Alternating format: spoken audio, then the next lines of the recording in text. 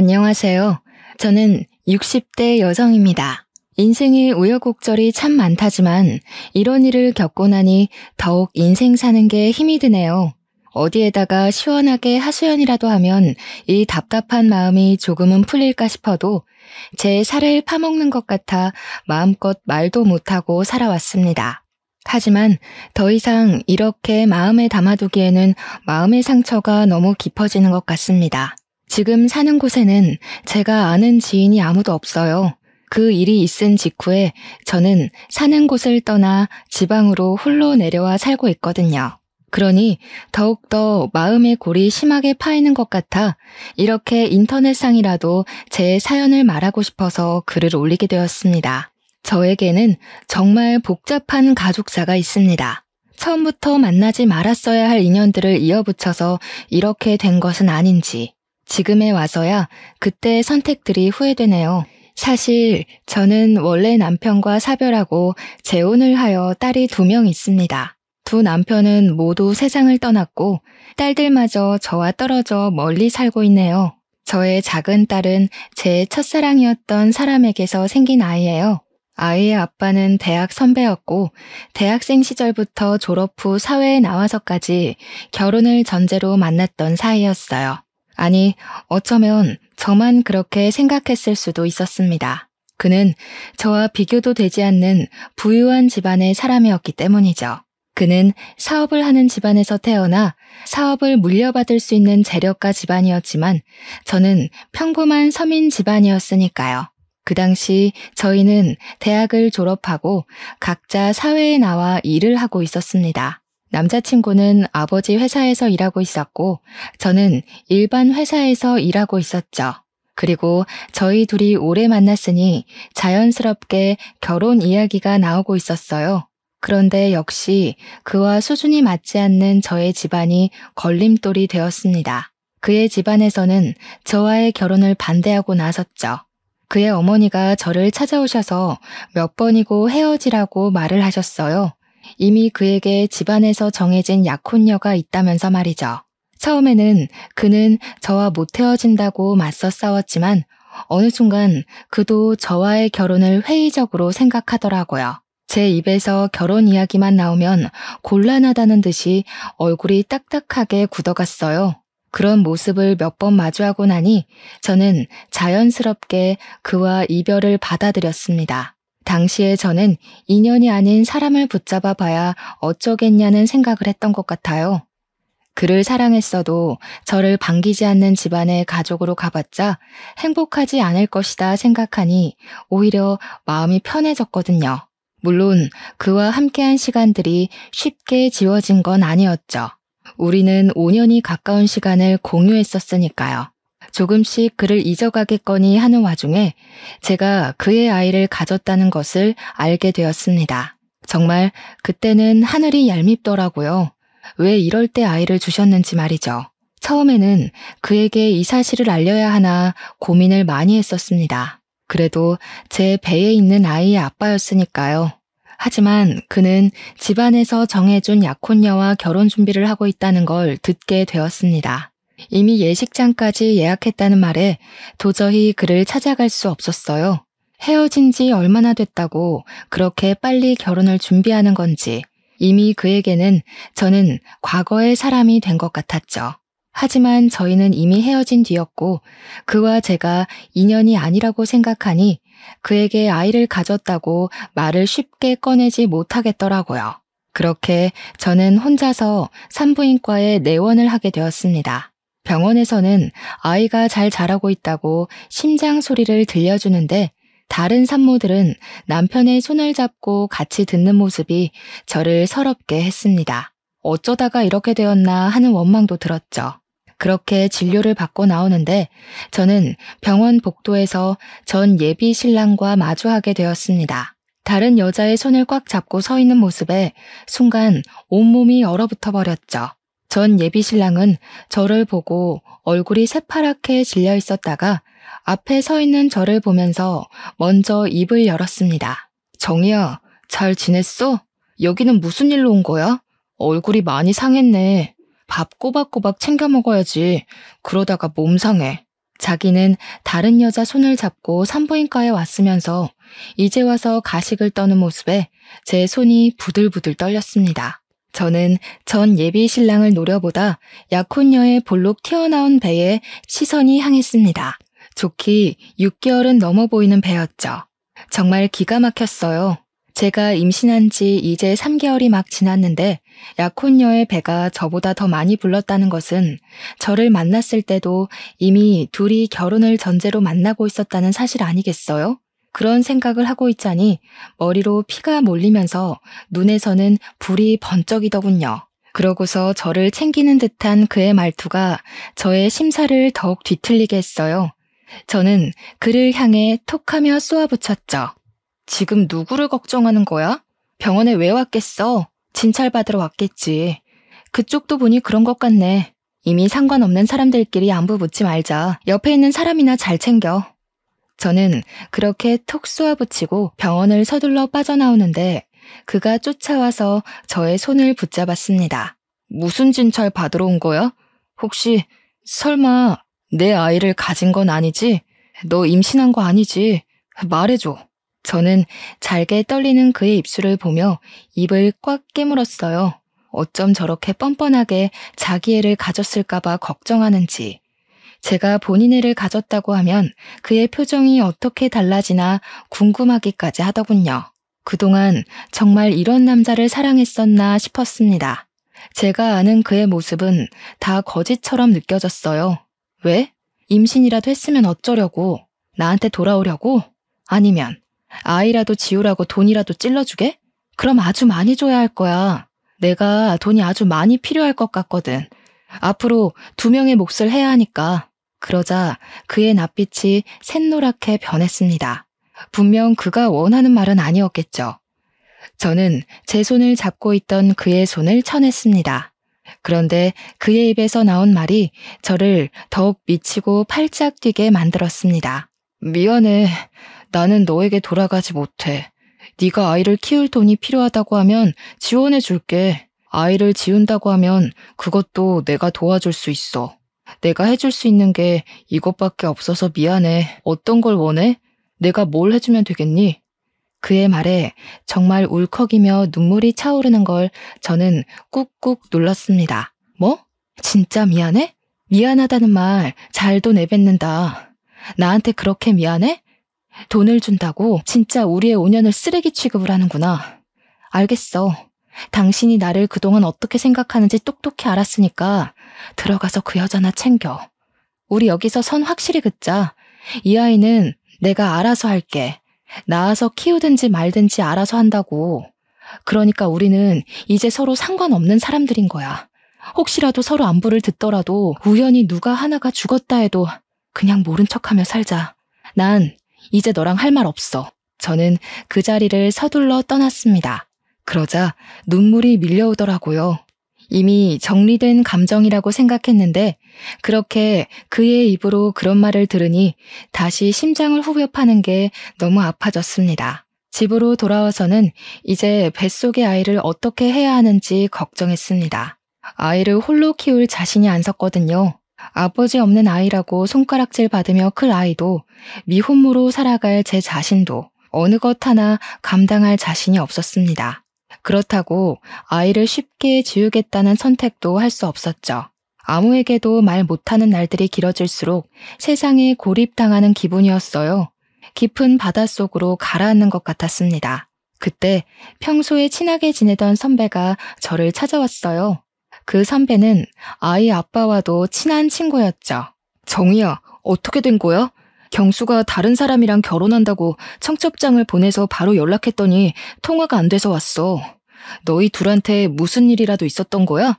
경수가 왜 네가 아니라 다른 사람하고 결혼하는 거냐고. 저는 선배에게 고개를 푹 숙인 채 묵묵부답으로 일관했어요. 도저히 말이 안 나오더라고요. 저도 이해를 못하겠는 상황을 선배에게 뭐라고 설명해야 할지 감도 안 섰습니다.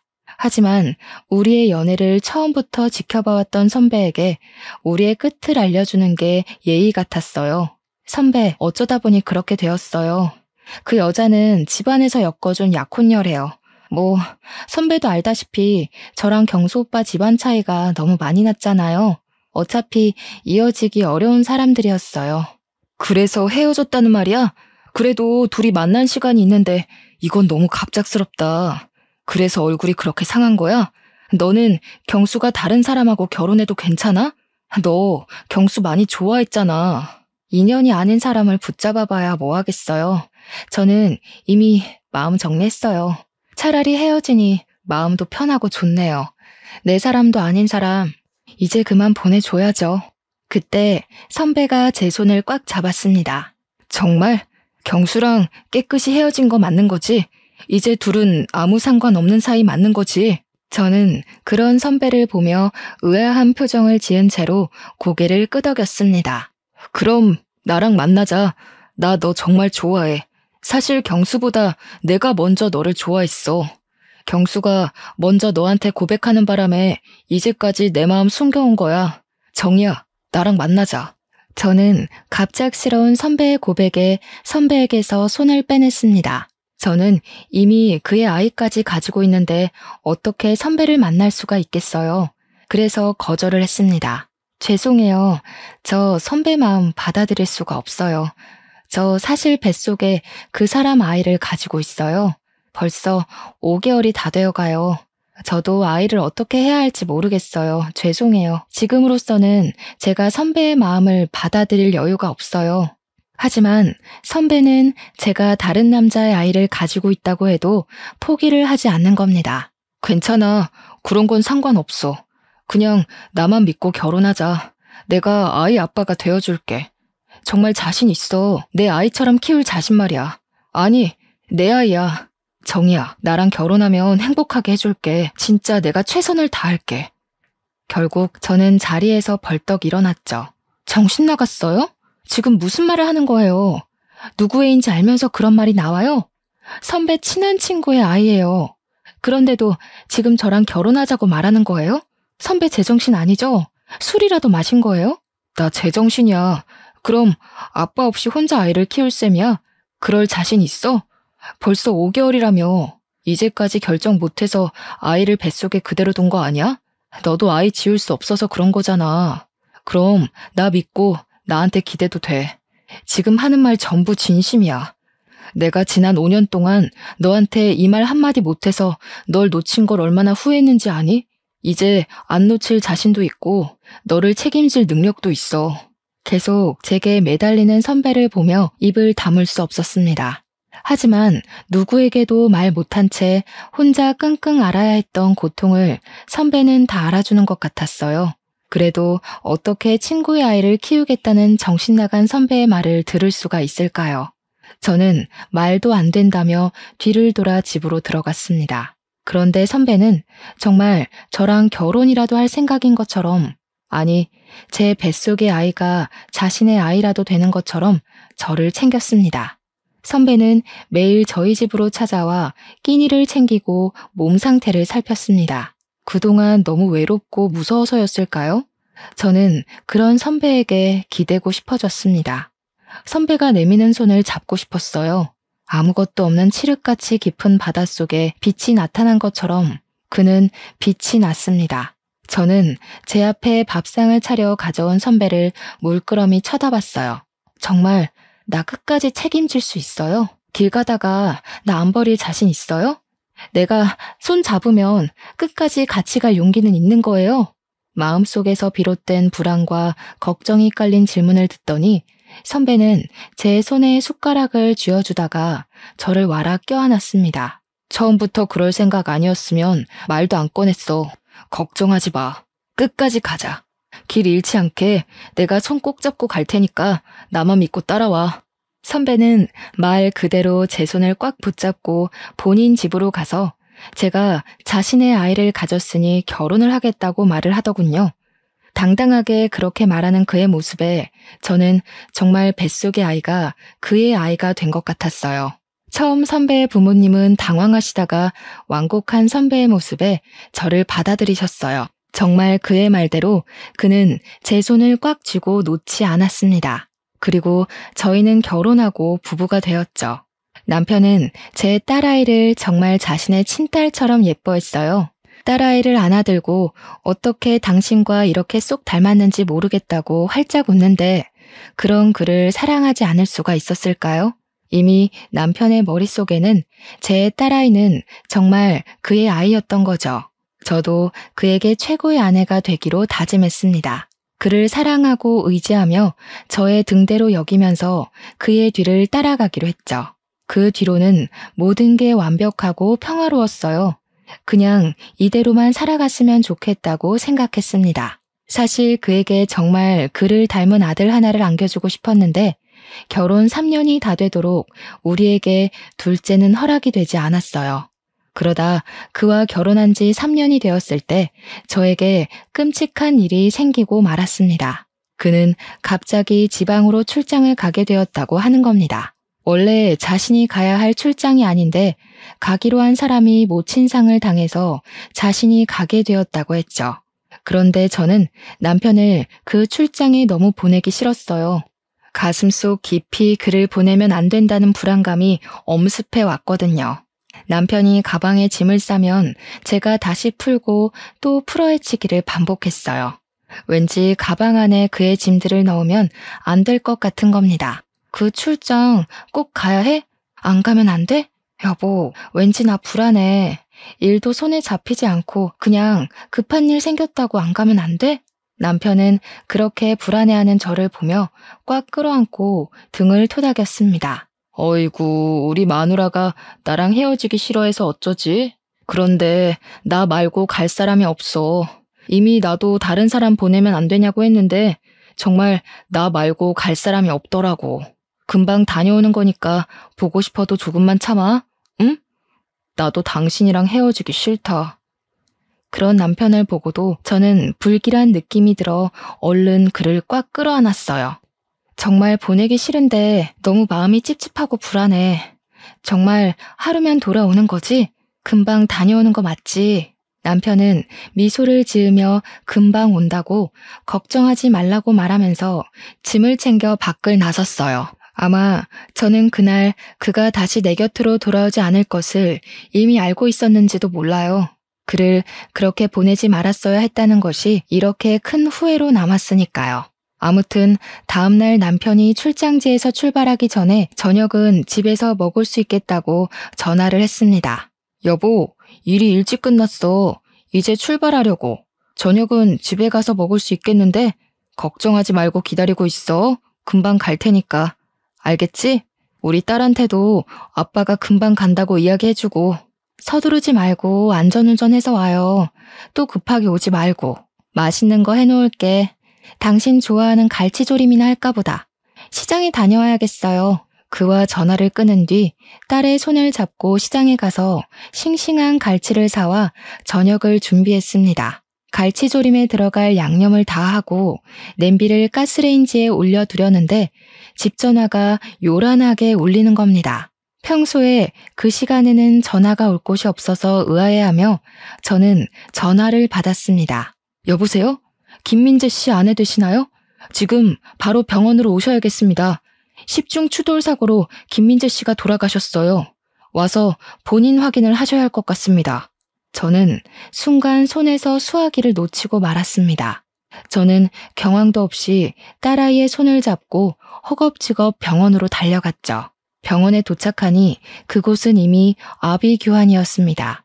여기저기 소리치는 소리와 울음소리가 뒤섞여 들렸어요. 저는 지나가는 병원 직원을 붙잡고 남편이 어디 있는지 물었습니다. 저는 직원을 따라 병원 지하에 있는 영안실로 갔습니다. 서늘한 영안실로 들어서니 그 앞에 차가운 침대에 흰 천이 덮여 있더군요. 영안실 직원이 저를 보고 눈앞에 흰 천을 걷어냈습니다. 흰 천 아래는 정말 제 남편이 누워 있었습니다. 정말 믿기지 않았어요. 아까 전만 해도 통화를 하며 걱정 말라고 했던 사람이었는데 두 눈을 꼭 감은 그에게 다가갔습니다. 저는 손을 들어 차가운 그의 얼굴을 쓰다듬고 어깨를 흔들었습니다. 여보, 나왔어. 왜 여기 있는 거야? 돌아온다고 약속했잖아. 그런데 왜 여기 있는 거야? 내 손 안 놓는다며. 당신만 따라서 오라며. 그런데 이렇게 여기 있으면 어떡해. 일어나. 눈 뜨라고. 처절하게 울부짖는 소리에도 그는 이미 차갑게 식어 눈을 뜨지 않았습니다. 저는 어이없게 남편을 떠나보내야 했어요. 한 줄기의 빛이었던 나의 전부가 그렇게 무너져 내리고 말았습니다. 다시 모든 빛이 사그라들었죠. 망망대해 속 갈 길을 잃은 저는 멍하니 남편의 영정을 바라보았습니다. 사진 속 그는 저렇게 활짝 웃는데 이제 다시는 그 모습을 볼 수 없다는 것이 너무 서러웠어요. 그래도 제 손을 꽉 잡는 어린 딸을 보며 저는 다시 살아야 했습니다. 저에게는 책임져야 할 생명이 있으니까요. 그러자 딸아이는 저에게 화장실을 가고 싶다고 조르더군요. 저는 눈물을 닦아내면서 아이의 손을 잡고 몸을 일으켜 복도로 나섰습니다. 화장실을 다녀오는 길에 뒤에서 정이야 부르는 소리가 들리는 겁니다. 제가 뒤를 돌아보니 저를 버리고 간 그 남자가 상복을 입고 서 있었습니다. 그도 손에 제 딸아이의 또래로 보이는 여자아이가 상복을 입고 서 있더군요. 순간 산부인과에서 마주친 그의 아내의 모습이 머릿속에 스치더군요. 그의 딸아이였던 거죠. 그는 저를 향해 뚜벅뚜벅 다가왔습니다. 여기서 뭐 하는 거야? 상복 입은 거 보니 너도 누가 돌아가셨나 보네. 우연히 여기서 너를 다 본다. 그동안 잘 지냈어? 소식은 들었어. 민재랑 결혼했다고 하더라. 네가 민재랑 결혼할 거라고 생각을 못했거든. 그 녀석 너를 좋아하긴 했지만 그래도 그 소식 듣고 많이 놀랐지 뭐야? 이제 상관없는 사이니까 아는 척하지 말라고 했잖아요. 내가 여기 있는 이유도 당신하고 상관없어요. 그러니까 아는 척하지 말고 가세요. 아내가 십중추돌 사고로 세상을 떠났어. 너는 딸을 낳았구나. 3살이겠네. 너를 많이 닮아서 예쁘다. 그 사람의 손이 제 딸아이의 머리로 향하더군요. 저는 그를 밀치고 제 딸아이를 뒤로 감추었습니다. 뭐 하는 짓이야? 어디다 손을 올려? 저리 안 가? 그 더러운 손으로 내 딸한테 손대지 마. 다시는 내 앞에 나타나지 말고 우리 각자 살자. 당신 아내가 죽은 거 하나도 안 궁금해. 나는 딸아이의 손을 잡고 분향소로 서둘러 들어왔습니다. 무슨 염치로 내 딸 머리에 손을 올리는 것인지 분노가 끓어오르더군요. 남편의 장례를 치르고 저는 이제 딸아이와 살 궁리를 해야 했습니다. 그런데 몇 년을 주부로 살았다고 쉽게 일자리가 구해지지 않는 겁니다.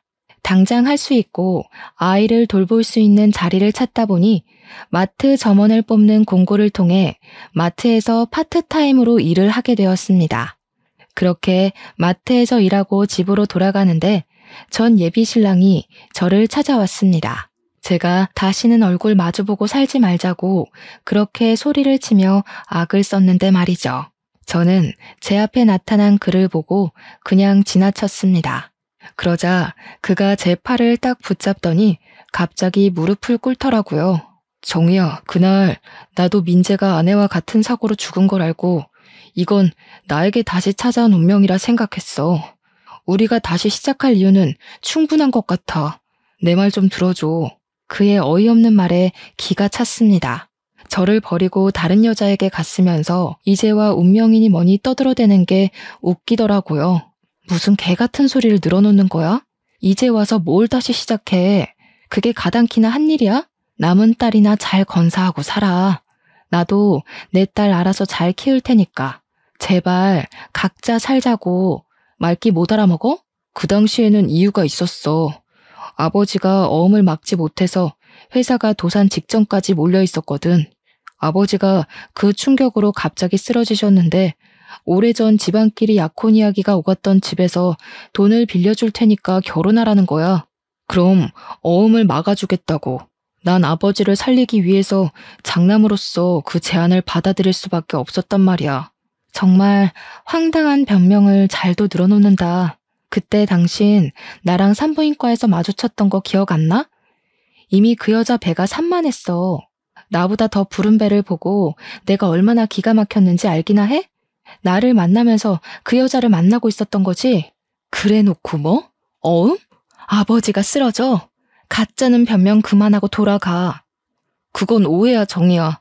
그때 뱃속에 있었던 아이는 내 아이가 아니야. 결혼의 조건이 처음부터 그거였어. 그 집 딸이 모르는 사람의 아이를 가졌는데 소문나기 전에 나와 결혼시켜서 소문이 나지 않게 하는 거. 그 대가로 그 집에서 우리 회사 어음을 다 막아준 거야. 제발 나 용서해주면 안 될까? 우리 다시 시작하자. 저는 헛웃음을 터뜨렸죠. 제 앞에 무릎을 꿇은 그를 보며 이를 갈았습니다. 그는 집안을 위해 나를 버렸으니까요. 아, 그러셔? 그럼 잘 됐네. 어차피 겨우 그런 조건으로 나도 버리고 내 딸도 버린 거니까. 남의 인생 갈아먹으면서 지켜낸 건데 앞으로 쭉 그렇게 살아. 난 아직도 그 산부인과에서 당신이 한 이야기가 머릿속에 생생하게 남아서 말이지. 그리고 그때 난 분명히 당신에게 말했던 것 같은데 우리 둘 중 누구 하나가 죽었다는 이야기가 들려도 상관하지 말자고. 이제 찾아오지 마. 그 면상 다시는 보고 싶지 않으니까. 저는 그를 등지고 자리를 벗어났죠. 그 이유가 무엇이든 저는 그와는 상관없는 삶을 살고 싶었습니다. 나머지 삶을 죽은 남편의 아내로 홀로 딸아이를 키우며 살겠다고 다짐했으니까요. 핏줄이 당겼을까요? 서로 상관없이 살자는 저의 생각과 그의 어머니 생각은 달랐습니다. 처음에는 그와의 결혼을 그렇게 막아서더니 이제 와서 다시 제 앞에 찾아오셨어요. 잘 지냈니? 경수에게 이야기 들었다. 딸아이가 있다면서? 나도 장례식장에서 우연히 너를 보고 깜짝 놀랐다. 나도 너의 딸을 봤지. 피는 못 속인다더니 제 아빠를 빼다 닮았더구나. 무슨 말을 하시는지 잘 모르겠네요. 왜 찾아오셨어요? 근무 시간이라서 시간을 오래 못 비워서 빨리 할 이야기만 하시고 돌아가세요. 저와는 이제 상관없는 분이시잖아요. 네 딸, 경수 딸이지? 그냥 봐도 누구 딸인지 알겠는걸. 너희 시댁에서는 아직도 모른다니? 그동안 감쪽같이 속여왔구나. 이제 우리 핏줄인지 알았으니 내가 챙겨야겠어. 경수 아내도 죽었는데 이제 더 이상 거리낄 것도 없고 말이야. 저는 전 예비 시모가 하는 말에 놀라서 자리에서 벌떡 일어났습니다. 지금 무슨 말을 하시는 거예요? 누구를 챙겨요? 누구 핏줄이요? 그렇게 냉정하게 밀어낼 때는 언제고 이제 와서 왜 그러세요? 며느리가 죽기를 기다리셨나 봐요? 그의 어머니는 두 눈을 날카롭게 뜨더니 제 앞으로 노란 서류 봉투 2개를 내밀더군요. 저는 의심쩍은 얼굴로 봉투를 열어보았습니다. 하나는 어떻게 딸아이의 유전자를 구했는지 그 사람과 딸아이의 유전자 검사지와 다른 하나는 친자 소송 봉투였어요. 제가 그것을 들고 그대로 굳어있자 그의 어머니가 입을 여셨죠. 이미 내 딸과 경수의 친자 확인은 끝냈고 우리는 소송 준비도 끝냈다. 딸아이를 우리에게 뺏기기 싫으면 경수랑 결혼해라. 어차피 아이의 친아빠 아니니? 아이 생각해서 결혼해. 소송한다고 해도 네 형편에 우리를 이길 변호사도 제대로 못 구하잖니? 이대로 아이만 뺏길 거니? 이미 그의 어머니는 저를 협박하려고 작정하고 오신 거였습니다. 정말 대단하시네요. 역시 부잣집 사모님은 다르긴 다른가 봐요. 이렇게 철저하게 준비까지 해서 오셨어요. 이미 저한테 선택권은 없다는 거네요. 그전에는 내가 미안하게 됐다. 그때는 상황이 좋지 못했다. 이제라도 다 제자리로 돌아오는 거니 너도 좋게 생각해라. 경수가 너 아니면 안 된다고 하고 나도 내 손녀 보면서 살고 싶다. 정말 그 작자나 어머니나 뻔뻔한 건 유전이네요. 지우라고 돈 준다고 할 때는 언제고 제가 이제 와서 댁 아들이랑 살고 싶겠어요? 빼앗기기 싫으면 결혼을 하라고요? 참나, 어떻게 다 제자리로 돌아가는 거라고 말을 하실 수 있어요? 제 머리로는 이해가 되지 않네요. 저는 딸아이를 뺏기지 않기 위해 그 사람과 결혼을 해야 했어요. 제가 계속 결혼을 거부하면 그 사람은 정말 소송을 해서라도 딸아이를 데려갈 사람들이었으니까요. 결국 저는 그와 결혼을 하고 말았습니다. 이렇게 강제로 이어붙인 결혼 생활이 좋을 리가 없었죠. 이미 저는 그에 대한 애정이 차갑게 식어버렸고 남은 건 분노밖에 없었습니다. 그는 그래도 저에게 잘 보이려고 노력을 하더라고요. 하지만 저는 철저히 그를 제 울타리 밖으로 밀어냈어요. 그가 제 옆에 다가오면 저는 제 딸아이를 안고 방 안으로 들어가 버렸죠. 그런데 약혼녀가 낳은 그 어린 딸이 제 입안에 사탕처럼 구는 겁니다. 그 어린아이가 얼마나 눈치를 보고 살았는지 제 표정 하나에도 눈치를 살피는 게 보이는 겁니다. 아이가 무슨 죄가 있겠어요? 저는 그 아이를 꽉 끌어안아 주었더니 그 아이 입에서 엄마가 와서 너무 좋다고 하는 겁니다. 저는 그의 딸을 저의 큰딸로 받아들였습니다. 아이는 죄가 없으니까 말이죠. 나중에 그에게 넌지시 들은 말로는 큰딸의 친엄마는 아이에게 애정이 하나도 없었다고 합니다. 아이는 거의 그가 돌보고 친엄마는 다른 남자랑 놀기 바빴다고 하네요. 그날의 사고도 다른 남자와 여행을 다녀오다가 사고가 나서 세상을 떠났다고 하더군요. 가여운 이야기를 들어서인지 제 입에 사탕처럼 굴어서인지 저는 제 딸보다 큰 딸을 더 끼고 살았던 것 같아요. 제 남편이 된 그 사람도 두 아이에게 차별 없이 잘하려고 노력을 하더라고요. 그런 모습을 보는데 그의 인생도 참 기구하다고 생각이 들었습니다. 그렇게 생각을 하니 마음속에 분노가 사그라들었습니다. 분노가 사라지니 저도 그를 점점 남편으로 받아들였습니다. 다시 한번 그를 사랑하려고 노력하고 그의 여자가 되기로 했던 것 같아요. 그를 다시 사랑하려고 노력하니 그가 예전의 그로 보이더군요. 제가 열렬히 사랑했던 첫사랑의 감정으로요. 어쩌면 그는 변한 게 아니라 상황이 그렇게 흘러갔었던 건 아닌지 생각이 들었습니다. 그도 그때는 가족을 지키는 최선의 선택을 했어야 하니까요.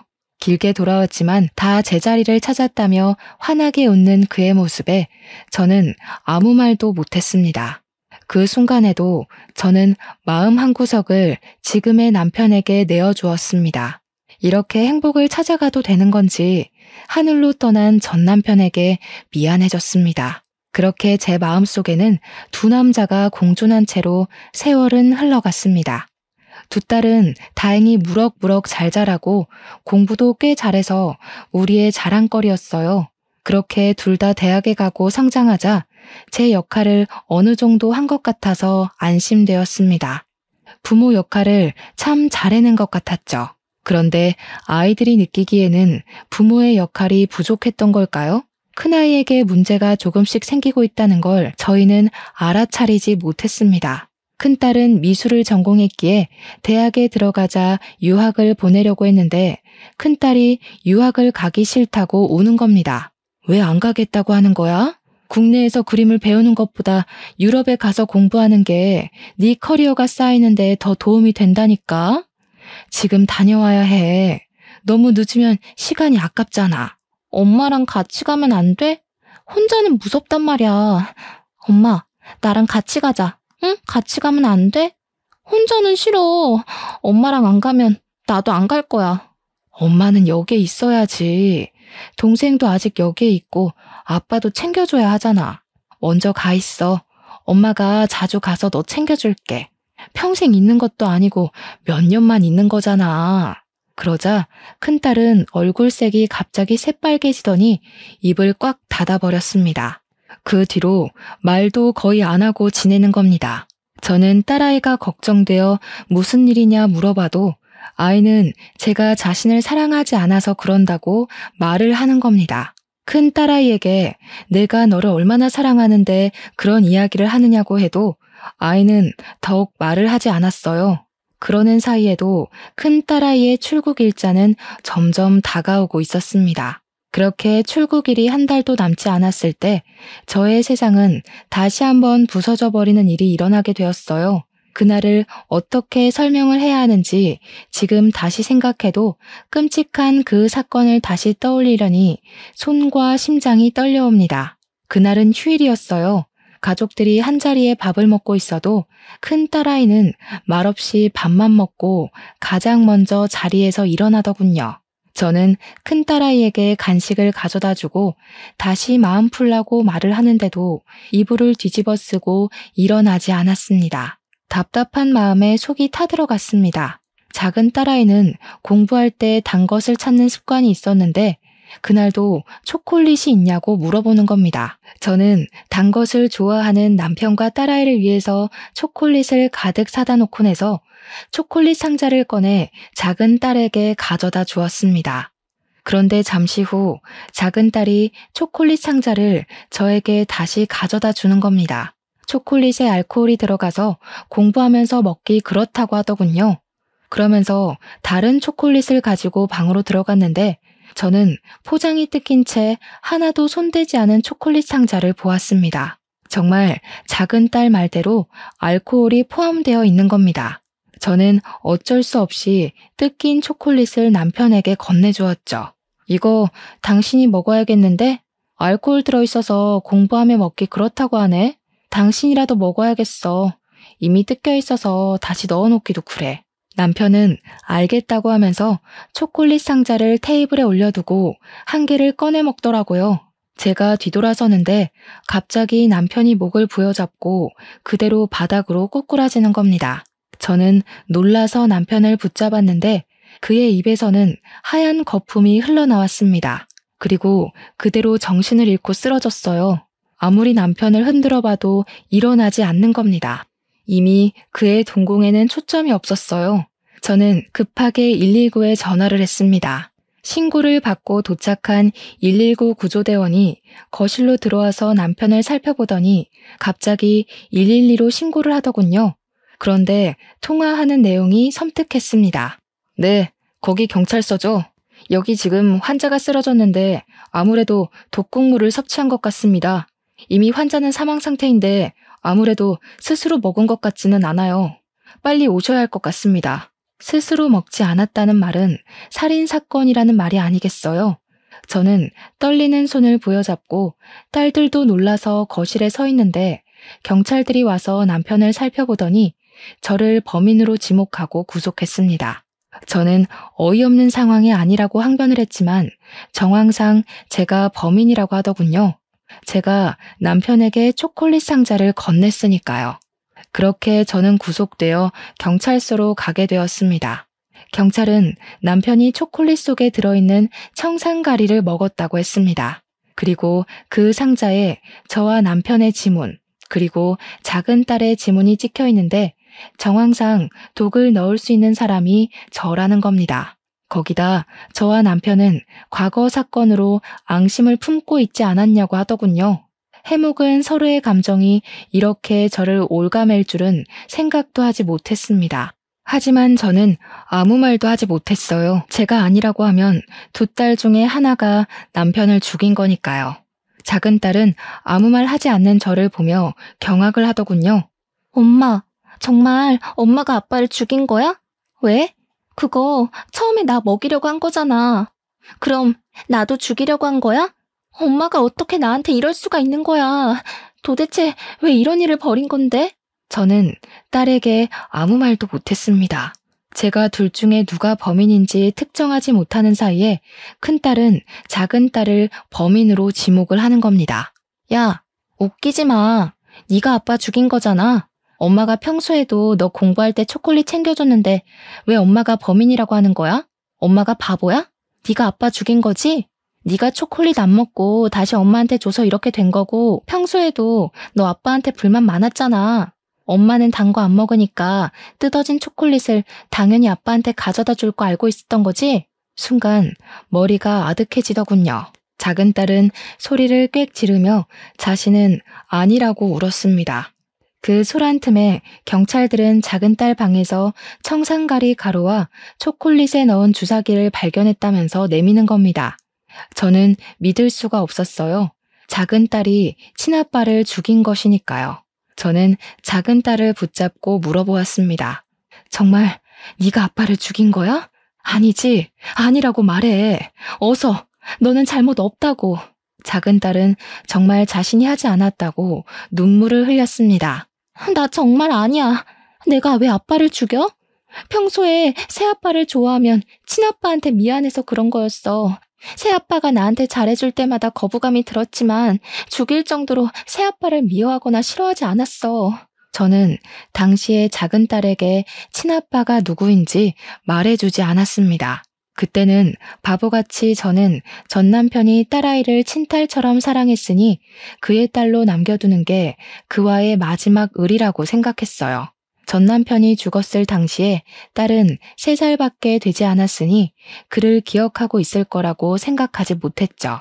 그런데 딸아이는 전 남편을 아주 생생하게 기억하고 가슴에 남겨두고 있었더라고요. 저는 작은 딸아이를 안고 눈물을 흘렸습니다. 그리고 새아빠가 네 진짜 친아빠라고, 네가 알던 그 친아빠는 진짜 친아빠가 아니라고 말했어요. 그리고 미리 말해주지 못해서 미안하다고 했습니다. 드디어 작은 딸에게 진실을 다 고백한 거죠. 그런데 갑자기 경찰들이 제 옆에 앉아있는 큰딸아이의 손에 수갑을 채워 넣으며 살인 용의자로 구속하겠다고 하는 겁니다. 작은 따님 방에서 찾은 범행에 사용했던 주사기 안쪽에서 큰 따님의 지문이 발견되었습니다. 다른 곳은 다 잘 닦았는데 안쪽에 남아있던 것은 미처 못 닦아냈나 보더군요. 그리고 청산가리 구매 사이트에서 큰 따님의 아이디를 찾아냈습니다. 초콜릿을 구매한 것도 큰 따님이고요. 저는 믿을 수 없는 사실에 당황해하다가 고개를 숙이고 있는 큰딸을 붙잡고 물어보았습니다. 왜 그런 무서운 짓을 한 거야? 왜 아빠를, 그리고 동생을 죽이려고 한 거야? 도대체 왜? 큰딸은 고개를 들어 저를 쳐다보더군요. 그리고 눈물을 흘렸습니다. 저는 엄마 아빠의 완전한 딸이 되고 싶었어요. 동생처럼요. 동생은 두 분의 친딸이잖아요. 저도 두 분의 친딸이 되고 싶었어요. 그래서 동생을 죽이려고 했죠. 동생만 사라지면 제가 두 분의 유일한 딸이 되는 거잖아요. 그런데 그 초콜릿을 아빠가 먹을 줄은 몰랐어요. 청산가리를 넣기 편해서 안에 알코올이 들어있는 초콜릿을 주문한 건데 공부할 때는 알코올이 든 건 안 먹을지 몰랐거든요. 그런데 그건 어떻게 알았니? 그이가 친아빠라는 것은 너희 동생에게도 말 안 한 사실인데 너는 어떻게 한 거야? 어떻게 몰라요. 틀에 찍어놓은 것처럼 웃는 게 닮았는데 모를 수가 없었죠. 할머니도 저보다 엄마가 데려온 동생을 그렇게 예뻐하는데 자연스럽게 알게 되었어요. 저는 두 분과 피 한 방울 안 섞였다는 걸 할머니가 이야기하는 걸 우연히 들었고 동생은 두 분의 친딸인 걸 알았는데 그게 너무 부럽더라고요. 나도 두 분의 친딸이 되고 싶었어요. 그럼 나도 그렇게 사랑해주려나 하고 말이죠. 큰 딸아이는 경찰에 작은 딸이 학업 스트레스로 초콜릿에 청산가리를 타서 자살한 것으로 위장하려고 했다고 자수를 했습니다. 저는 어릴 때부터 큰 딸에게 사랑을 충분히 주었다고 생각했는데 그 아이에게는 한없이 부족했나 봐요. 큰 딸은 저에게 내 자식으로 태어나지 못해 미안하다고 울었습니다. 사람을 해치는 용서받지 못할 죄를 지었지만 큰딸의 잘못이 아닌 그 모든 게 제 잘못인 것 같아 심장이 찢겨 나가는 것 같았습니다. 큰딸은 결국 존속 살해 혐의와 작은딸의 살인미수로 징역 7년을 선고받았습니다. 그리고 작은딸도 그이가 자신의 친아빠인 걸 알고 충격을 받았는지 저를 원망하더군요. 미리 왜 말을 해주지 않았냐고요. 그동안 아빠를 미워했다면서 전 남편의 장례식장에서 제가 한 말을 기억한다고 했어요. 새아빠에게 화내며 더럽다고 말한 게 혹시 자기 아빠의 죽음과 관련 있는 건 아닌지 의심하고 미워했다고 하네요. 왜 자신을 이렇게 나쁜 딸로 만드냐면서 원망을 쏟아내고는 저를 남겨두고 외국으로 떠나버렸어요. 드문드문 저에게 잘 지낸다고 연락은 오지만 언제 돌아오겠다는 말은 하지 않더군요. 언젠가 마음이 진정되면 저에게 돌아오겠죠. 저는 그렇게 남편과 자식 둘을 한꺼번에 잃어버리게 되었어요. 서로에 대한 믿음과 신뢰를 잃어버리고 뿔뿔이 흩어지게 되어버렸네요. 지금은 가끔 큰딸의 교도소를 찾아가 딸을 보고는 합니다. 큰아이가 큰 잘못을 저지르긴 했지만 어쩌면 그 아이에게 미리 모든 것을 말하고 마음을 다독였다면 그 아이가 그렇게까지 마음속에 상처를 담아두진 않았을 것 같아요. 다시는 이 가족이 전처럼 완전할 수는 없겠지만 어쩌면 처음부터 만나지 말아야 할 사람들이 만나면서 어긋나 버린 것은 아닌지 생각합니다. 끊어진 인연은 이어붙이지 않았다면 모두 잘 지냈을까 하고 말이죠. 글을 쓰면서도 다시 마음이 아프네요. 여러분도 혹시라도 끊어낼 인연이 있다면 다시 한번 생각하고 또 생각해 보시고 어떤 것이 좋을지 잘 생각하고 이으셨으면 좋겠습니다. 긴 글 읽어주셔서 감사합니다.